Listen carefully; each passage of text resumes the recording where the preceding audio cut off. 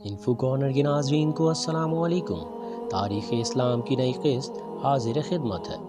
فتح مکہ سے اسلام کے راستے کی سب سے بڑی رکاوٹ بھی دور ہو گئی تھی اور لوگ دائرہ اسلام میں داخل ہو رہے تھے، لیکن دو قبائل ثقیف اور حوازن ابھی تک اپنے پرانے غرور پر قائم تھے۔ دیگر عرب و قبائل کے دائرہ اسلام میں داخل ہونے کا ان قبائل پر الٹا اثر پڑا۔ یہ دونوں قبائل نہایت جنگجو اور مغرور تھے۔ اسلام کی فتح نے ان کے امتیاز کو ختم کر دیا تھا، لیکن انہیں اب بھی اپنی طاقت پر حاوی ہونے کا گمان تھا۔ اس لیے انہوں نے ایک دوسرے سے مل کر مشورہ کیا کہ مسلمانوں کے خلاف حملہ کیا جائے۔ یہ دونوں قبائل حنین اور اس کے ارد گرد کے علاقے میں آباد تھے۔ حنین ایک وادی کا نام ہے جو مکے اور طائف کے درمیان واقع ہے۔ اس کا فاصلہ مکے سے کم از کم 50 میل بتایا جاتا ہے۔ مسلمانوں پر حملہ کرنے کی تجویز کو منظور کیا گیا اور بڑے زور و شور سے حملے کے لیے تیار ہوئے۔ ان میں ان قبائل کی تمام شاخیں شریک تھیں اور اپنی دانست میں اسلام کے بڑھتے ہوئے سیلاب کو روکنے جا رہے تھے۔ حضور صلی اللہ علیہ وسلم فتح مکہ کے بعد ابھی تک مکہ ہی میں تھے۔ یہاں پر آپ کو ان قبائل کے حملے کی تیاریوں کی اطلاع ملی۔ تحقیقی حالات کے لیے حضرت عبداللہ بن ابی کو روانہ کیا گیا۔ حضرت عبداللہ رضی اللہ تعالیٰ عنہ کئی دن تک اس دشمن کی فوج میں جاسوسی کرنے کے بعد واپس آئے اور پہلے سنی خبر کو حقیقت بتایا۔ اب اس کے سوا کوئی چارہ نہ تھا کہ مسلمان بھی حملے کی تیاریاں کریں۔ گو کہ اب کسی حملے کی امید نہ تھی، لیکن شاید اسلام کے چند دشمن عرب میں ابھی باقی تھے اور ان کے غرور کے خاتمے کا وقت بھی آ چکا تھا۔ آپ صلی اللہ علیہ وسلم نے 12,000 کا لشکر تیار کیا۔ ان میں وہ تمام لشکر بھی موجود تھا جو مدینے سے حضرت صلی اللہ علیہ وسلم کی قیادت میں مکہ فتح کرنے آیا تھا، اور اہل مکہ بھی شامل تھے جو کچھ ہی دن قبل دائرہ اسلام میں داخل ہوئے تھے۔ غرض یہ 12,000 کا لشکر حنین کی وادی کی طرف بڑھا۔ یہ پہلا موقع تھا کہ اسلامی لشکر اتنی بڑی تعداد پر مشتمل تھا۔ لشکر کی تعداد دیکھ کر شاید مکہ کی بغیر جنگ کے شاندار فتح کا نظارہ ابھی مسلمانوں کی نظروں میں تھا۔ کچھ صحابہ رضی اللہ تعالیٰ عنہ بے اختیار پکار اٹھے کہ آج ہم پر کون غالب آ سکتا ہے۔ یہ جملہ غرور کی ایک جھلک تھا جو اللہ تعالیٰ کو ناپسند تھا۔ گویا مسلمانوں سے یہ بہت بڑی غلطی سرزد ہو گئی تھی۔ یہ تو ہمیشہ اپنی طاقت کے بلبوتے پر نہیں بلکہ توکل خدا پر میدان جنگ میں جاتے تھے۔ مسلمانوں کا لشکر جب حنین پہنچا تو دوسرے دن مقابلہ شروع ہوا۔ اسلامی لشکر کی صف بندی حضور صلی اللہ علیہ وسلم نے اپنے دست مبارک سے کی تھی۔ دشمن کی فوج دفعتاً گھاٹیوں سے نکل کر حملہ آور ہوئی۔ مسلمان اس غیر متوقع حملے کی تاب نہ لا سکے اور بری طرح پسپا ہوئے۔ بعض بیانات میں ہے کہ پہلے حملے میں مشرکین پسپا ہوئے اور مسلمان اسے اپنی فتح سمجھ کر مال غنیمت کی طرف بڑھے، لیکن دشمنوں نے پیچھے سے حملہ کر کے مسلمانوں کو ہراساں کر دیا۔ بہرحال مسلمانوں کو اس میں پسپائی ہوئی، جو شاید اسی لغزش کا نتیجہ تھا جو دانستہ یا غیر دانستہ ہو گئی تھی۔ ایسے موقع پر ان نو مسلموں نے بھی دھوکہ دیا جو سچے دل سے اسلام نہ لائے تھے۔ اس طرح مسلمان بری طرح منتشر ہو گئے، یہاں تک کہ حضور صلی اللہ علیہ وسلم کی ذات اقدس تنہا رہ گئی۔ آپ صلی اللہ علیہ وسلم نے مسلمانوں کو آواز دی، جس کے جواب میں انہوں نے کہا ہم حاضر ہیں۔ آپ کی آواز ہی نے تمام منتشر اسلامی لشکر کو پیچھے کی طرف پلٹا اور اپنی پوری طاقت سے دشمن پر حملہ آور ہوا۔ میدان کارزار گرم ہو گیا۔ دیکھتے ہی دیکھتے لڑائی کا رخ یکلک بدل گیا اور دشمن اس کی تاب نہ لا کر میدان جنگ چھوڑنے پر مجبور ہو گئے۔ حنین کی وادی سے نکل کر ان میں سے کچھ طائف جا پہنچے اور کچھ نے اوتاس جا کر دم لیا۔ الغرض مسلمانوں نے میدان جنگ جیت لیا۔ یہاں سے فارغ ہو کر مسلمانوں نے اوتاس کی طرف توجہ کی، کیونکہ حنین کی شکست خوردہ وہ یہاں آ کر جمع ہو گئے تھے۔ یہاں بنو حوازن کا رئیس دریدہ بن سما ایک فوج لے کر پہنچ گیا۔ آپ نے ابو عامر اشری کو ایک فوج کے ہمراہ ان کے مقابلے کے لیے روانہ کیا۔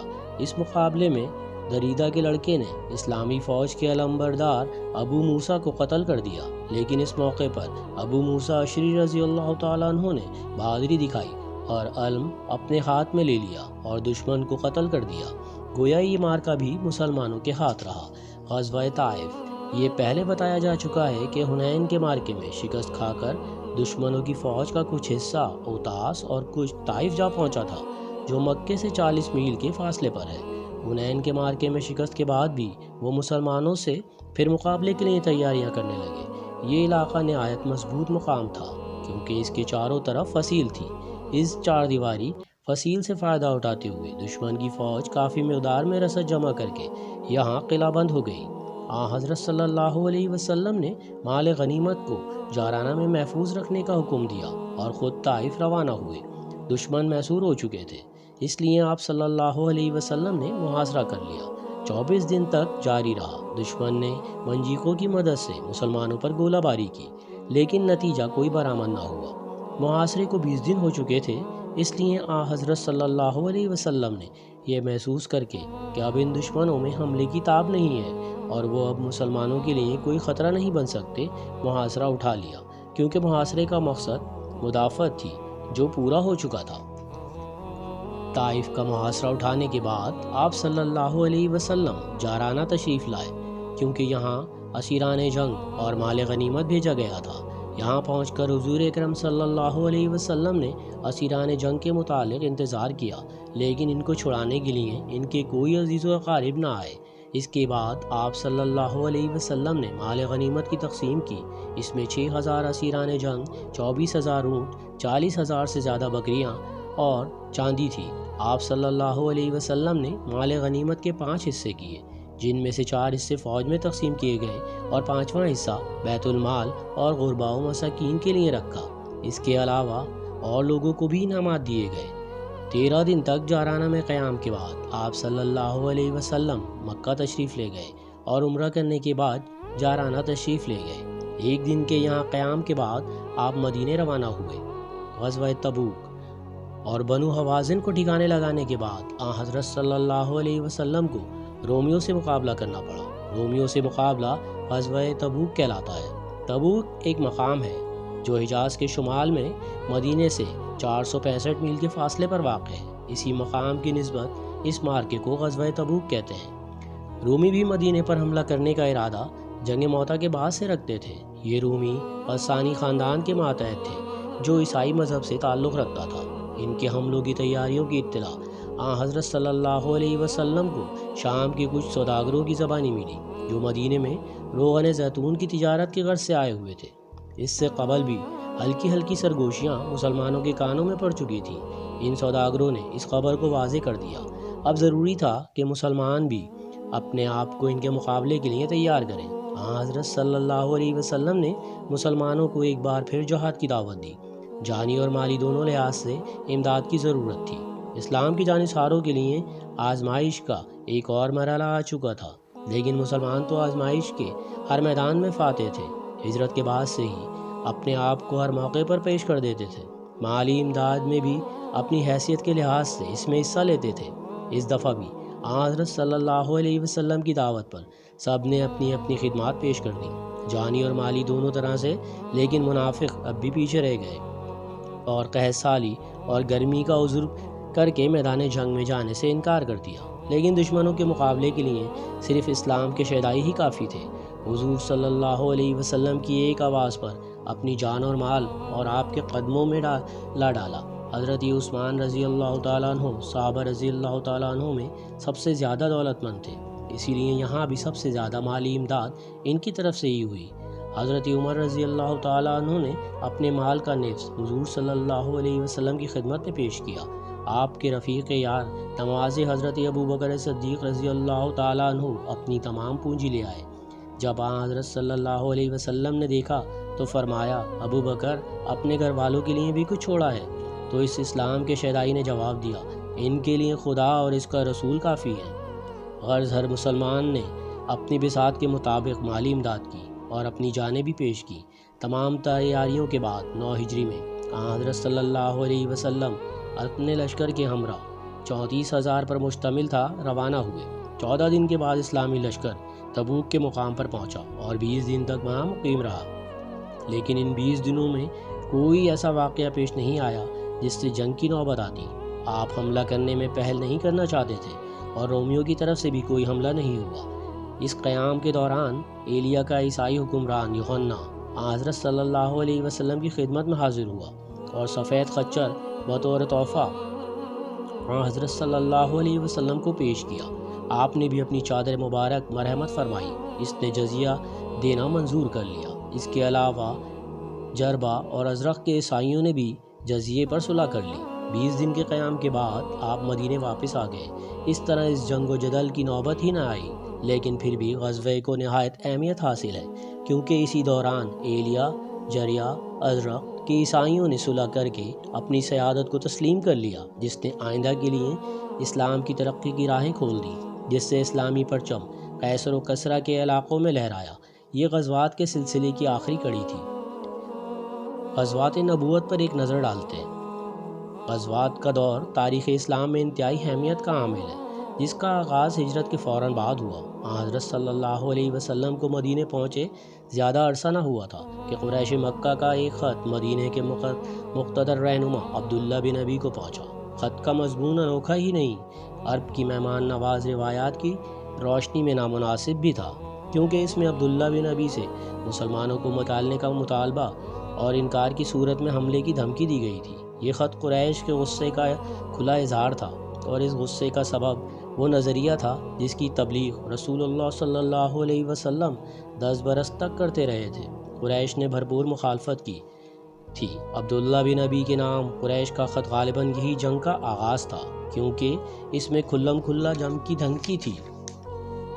اس لیے اس صورتحال کے خلاف تحفظ اب حضور صلی اللہ علیہ وسلم کی ذمہ داری بن چکا تھا۔ اس لیے آپ صلی اللہ علیہ وسلم اس طرف متوجہ ہوئے، اور نظم و نسق کے قیام کے لیے حضور صلی اللہ علیہ وسلم نے میثاق مدینہ تیار کیا، جو دنیا کا پہلا تحریری آئینی مملکت ہے۔ بیرونی خدشات کے تدارک کے لیے آپ صلی اللہ علیہ وسلم نے سفارتی سفر اختیار کیے، تاہم اور طاقتور قبائل کے ساتھ دوستانہ معاہدہ وجود میں لا کر مملکت مدینہ کو ایک نیا مقام بخشا۔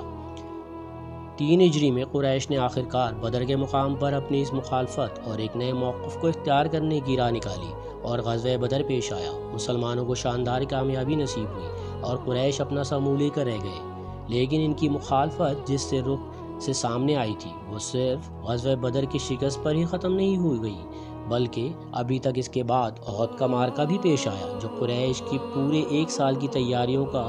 غزوہ احد میں مسلمانوں نے حضرت صلی اللہ علیہ وسلم کے حکم کی سرتابی کر کے بہت بڑی غلطی کی، جس کا خمیازہ انہیں اپنے نقصان کی صورت میں بھگتنا پڑا، لیکن پھر بھی اسے دشمنوں کی فتح تسلیم نہیں کیا جا سکتا، اور شاید دشمنوں کو خود اس کا اندازہ تھا۔ اس لیے فیصلہ کیا گیا کہ ایسی قبائل کے ساتھ تعلقات استوار کر کے اپنی تعداد میں اضافہ کرنا ہوگا، اور 5 ہجری میں غزوہ احزاب میں ان کے اسی فیصلے کی جھلک نظر آتی ہے، یعنی مختلف قبائل کا قریش کے ساتھ مل کر مسلمانوں کے مقابلے پر آنا ان کی تعداد بڑھانے کا ایک تجربہ تھا، لیکن دشمن کا یہ تجربہ بھی بری طرح ناکام ہو گیا، اور انہیں ذلت آمیز شکست ہوئی۔ اس ذلت اور ندامت کو مٹانے کے لیے اگلے سال مسلمانوں کے راستے میں اس وقت حائل ہوئے جبکہ مسلمان خانہ کعبہ کی زیارت کو حضرت صلی اللہ علیہ وسلم کی قیادت میں آ رہے تھے، اور نتیجے میں صلح حدیبیہ کا واقعہ پیش آیا، جسے غزوات کے سلسلے میں ہی شمار کیا جاتا ہے۔ صلح حدیبیہ کے بعد حضرت صلی اللہ علیہ وسلم قریش کی طرف ایک حد تک مطمئن ہو گئے، کیونکہ اس کی مدت 10 سال مقرر ہوئی تھی، اور یہودیوں کی طرف سے متوجہ ہوئے۔ نتیجے میں غزوہ خیبر ہوئی، لیکن قریش کے لیے یہ کہاں ممکن تھا کہ 10 سال تک مسلمانوں کے لیے کوئی کارروائی نہ کریں، اور ان کی شورش پسند فطرت نے ایسے حالات پیدا کر دیے کہ حدیبیہ کی صلح 10 سال کے بجائے 2 سال بعد یعنی 8 ہجری میں ہی قریش کے ہاتھوں توڑ دی گئی، اور ان کی یہی بدعہدی فتح مکہ کا سبب بنی، جس میں حضور کریم صلی اللہ علیہ وسلم نے اہل مکہ کی جارحانہ قوتوں کا ہمیشہ کے لیے خاتمہ کر دیا۔ عام طور پر یہ خیال کیا جاتا ہے کہ بدر کی لڑائی کا باعث سریہ نخلا تھا۔ اہل مکہ نے مدینے کے خلاف جس جنگ کا اعلان کیا تھا، اسے بدر و احد، احزاب اور خیبر کی جنگوں میں تقسیم نہیں کیا جا سکتا، بلکہ اول و آخر یہ ایک ہی جنگ تھی جس کی مختلف لڑائیاں اور مہمیں تھیں، کیونکہ ان سب میں قریش کا موقف ایک ہی تھا، یعنی مسلمانوں کو مٹانا۔ البتہ ہر لڑائی کا اپنا میدان جنگ اور اپنا محاذ تھا، اور ہر لڑائی کی تدبیر مختلف تھی۔ ہاں، البتہ اس جنگ کو 3 ادوار میں تقسیم کیا جا سکتا ہے۔ پہلا اعلان جنگ سے بدر تک، دوسرا بدر سے خندق تک، اور تیسرا خندق سے فتح مکہ تک۔ ان تینوں ادوار میں جو لڑائیاں ہوئیں وہ اسی سلسلے کی مختلف کڑیاں تھیں۔ فتح مکہ اس سلسلے کی آخری کڑی تھی۔ اہل مکہ مشرف اسلام ہوئے، جس سے اسلام کے راستے کی آخری بڑی رکاوٹ دور ہوئی، اور دوسری طرف غزوات کا وہ سلسلہ ختم ہوا جس کی ابتدا قریش نے ہجرت کے بعد سے کر دی تھی۔ غزوات کا ایک طویل سلسلہ تھا جسے آن حضرت صلی اللہ علیہ وسلم نے 8 ہجری میں فتح مکہ کے بعد توڑ کر اسلام کی عظمت اور طاقت کو نہ صرف قریش بلکہ دیگر اقوام پر بھی واضح کر دی۔ ویسے تو فتح مکہ کے بعد غزوہ تبوک ہوا جو آخری غزوہ تھا، لیکن اس میں باقاعدہ جنگ کی نوبت نہیں آئی، اس لیے فتح مکہ کو آخری کڑی کہہ سکتے ہیں۔ تو ناظرین، کیسی لگی ہے میری ویڈیو؟ اگر اچھی لگی تو لائک کریں، سبسکرائب کریں اور دوسرے گروپس میں شیئر کریں۔ اللہ حافظ۔